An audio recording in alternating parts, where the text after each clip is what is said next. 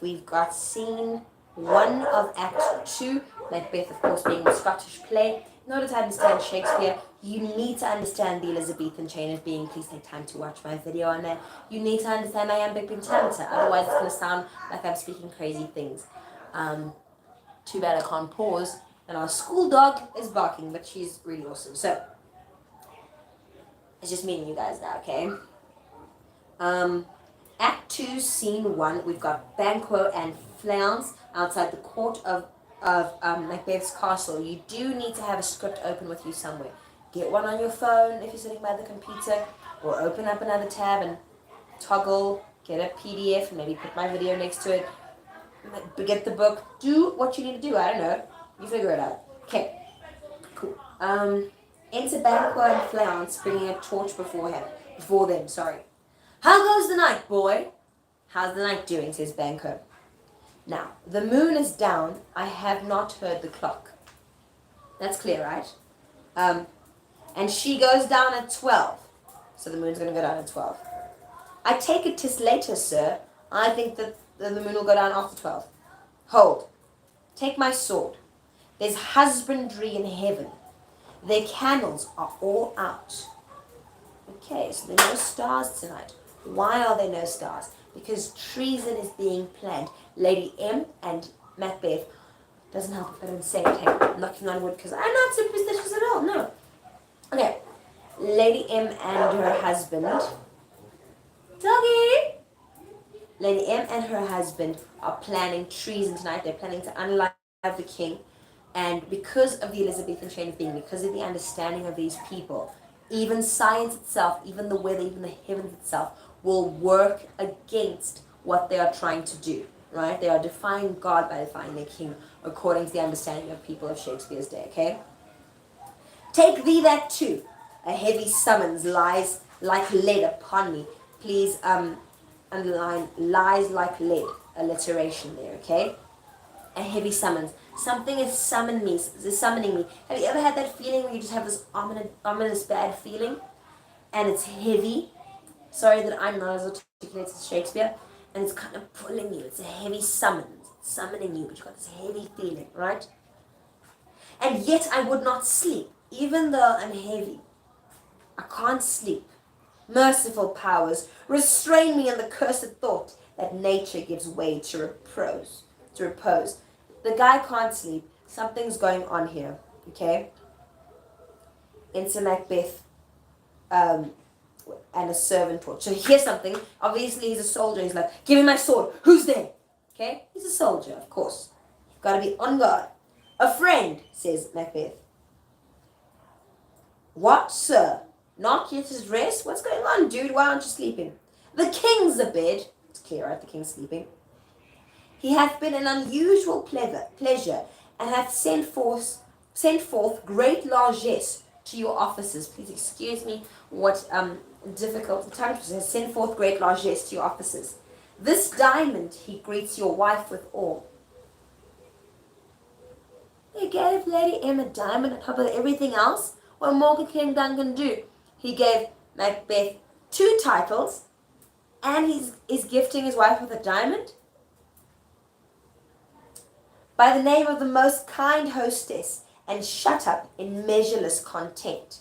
Okay, so he's shut up his room, and you cannot even measure how content he is. He's so happy. His happiness is without measure. He's so happy they won the war. He's chilling. Okay? Being unprepared. Being unprepared. Okay, there is a bit of a pause. Being unprepared. Our will became the servant to defect, which else should free have wrought.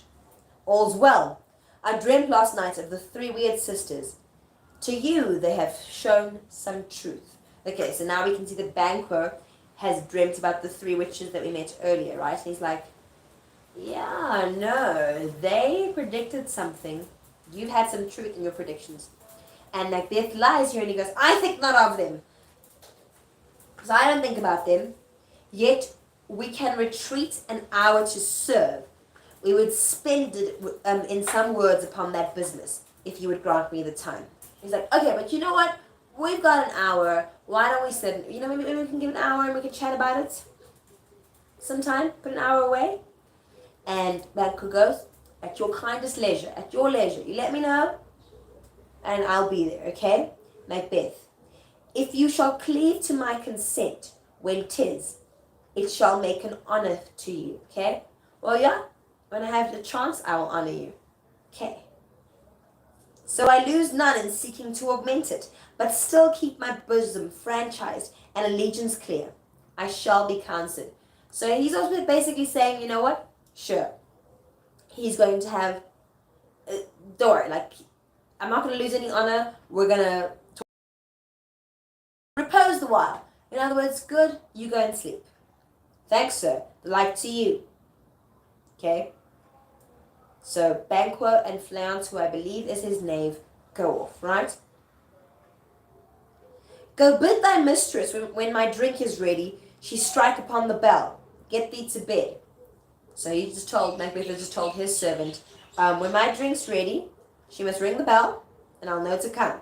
Okay? Then you better go sleep. Why does he want the servant out, do you think?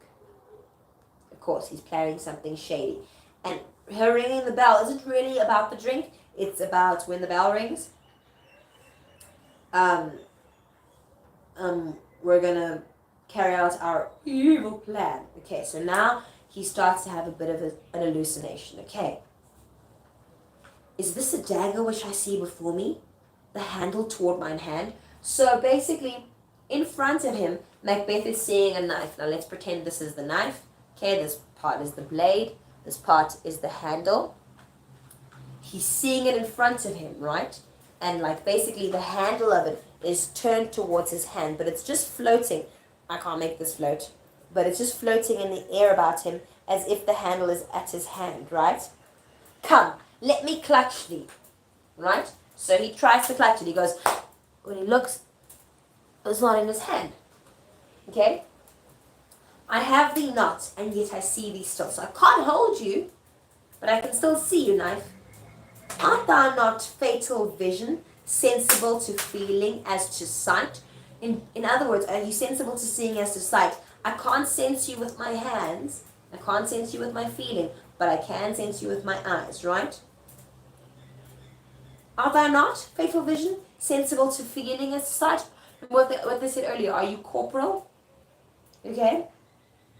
Or art thou but a dagger of the mind? Are you a knife in my head? A false creation, proceeding from the heat oppressed brain. Are you a false creation?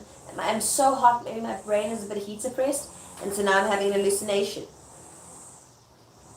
I see thee yet, I still see you, in a form as palpable as this which now I draw. So he's drawn his own dagger. I can see you as well, and you're palpable. You look exactly like this one. You're not kind of invisible, you look real. Just like this one. Thou marshallest me the way that I was going. You are pointing towards King Duncan's room, right? So you are sending me that way. And such an instrument I was to use. You're the same thing that I was going to use, right? Mine eyes are made fools of the other senses. My eyes are fools. The other senses are rational right now. Or else worth all the rest. Okay, so one of two things. Either my eyes are the fools of my hearing, my sight, my taste, and my touch. Or otherwise, my eyes are more clear than all my other senses. I'm not sure which it is, he says. Okay? I see thee still for the third time, right? I see thee still. And on thy blade and dudgeon, gouts of blood. So on the whole knife, he's seeing lots and lots of blood, gouts of blood, which was not so before. So earlier he saw a clear knife, now he's seeing a bloody knife, right? There's no such thing. It's like, there's no such thing. It is the bloody business, underline the B and the B, bloody business. It is the bloody business which informs thus to my eyes. Because I am thinking about unaliving the king, the bloody business we are doing, that is making my eyes think that I see something. Now, o'er the one half world, nature seems dead, and wicked dreams abuse the curtained sleep. Witchcraft celebrates, pale Hecate's offering, and the withered murderer alarmed by his senetal, the wolf, whose howls his watch, thus with his stealthy pace. With Tarquin's ravishing strides towards his design, moves like a ghost. Thou sure and firm set earth, hear not my steps, which way they walk, for fear the very stones prate of my whereabout. Let's see if we can break some of that down.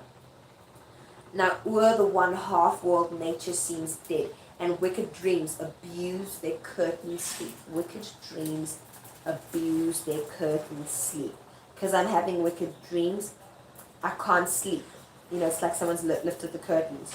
Witchcraft celebrates pale Hecate's offerings. Now, in Macbeth, Hecate is seen as, because she was the Greek goddess of witches, she is seen as evil, because now in Shakespeare's time, witchcraft was something that was seen as evil. In pre-Christianity societies, what was called witchcraft was actually just wise women who were healing people. So Hecate is a very humble goddess, a very ancient titan actually, who lived down in Hades, and she's really the goddess of motherhood. She's really the goddess of healing. She actually coordinates a lot of things between the gods to make them peaceful. Even during Troy, when the queen of Troy threw herself out of the war of Troy, when she threw herself out the window, Hecate turned her into a dog, a three-headed dog that lived down in Hades with her. So she's always trying to sort things out, But from a Christian lens, I suppose, because she is a witch, she's then demonized. This very kind, old lady, very sweet goddess, through the Christian lens, was seen as something evil. And still kind of this demonizing of her persists today. And sometimes in witchcraft movies, they make Hecate this evil face, when actually, in the original myths, she was quite a tender, granny-like kind of a person, although she had three faces, because she's also goddess of keys, goddess of the crossroads. Okay, cool. So basically they're going, witchcraft celebrates.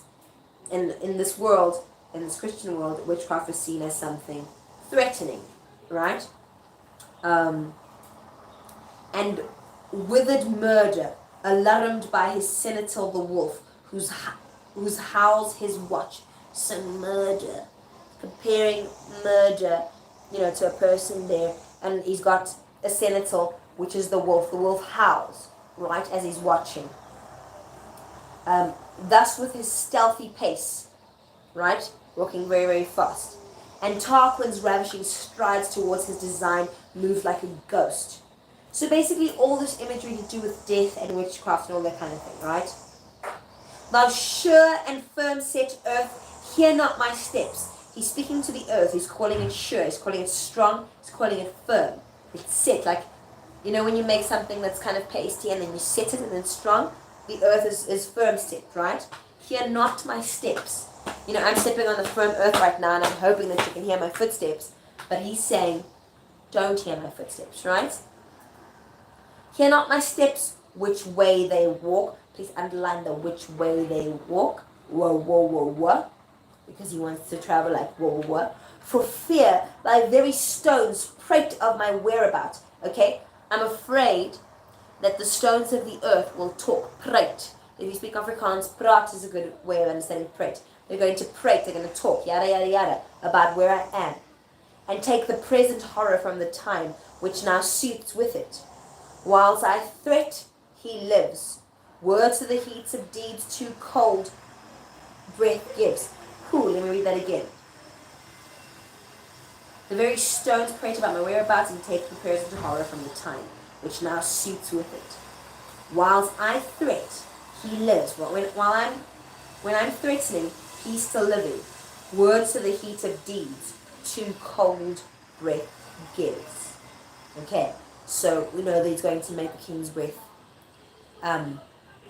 cold because he's going to die. Now we hear the ding ding dong. Please give me a second.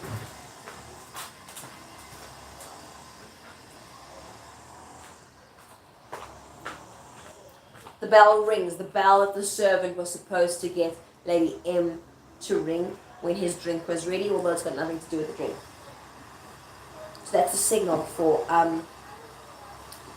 Macbeth. I go, and it is done. The bell invites me. That's clear. Hear it not, Duncan, for it is a knell that summons thee to heaven or to hell. He's saying, I'm going, we're going to get this deed done. I hope the king doesn't hear it, because it is summoning you either to heaven or to hell. There's the rhyming couplet again, and the scene is wrapped up.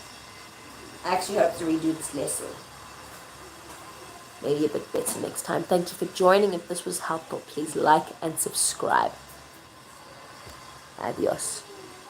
Seriously, goodbye. No. Ciao. See you later.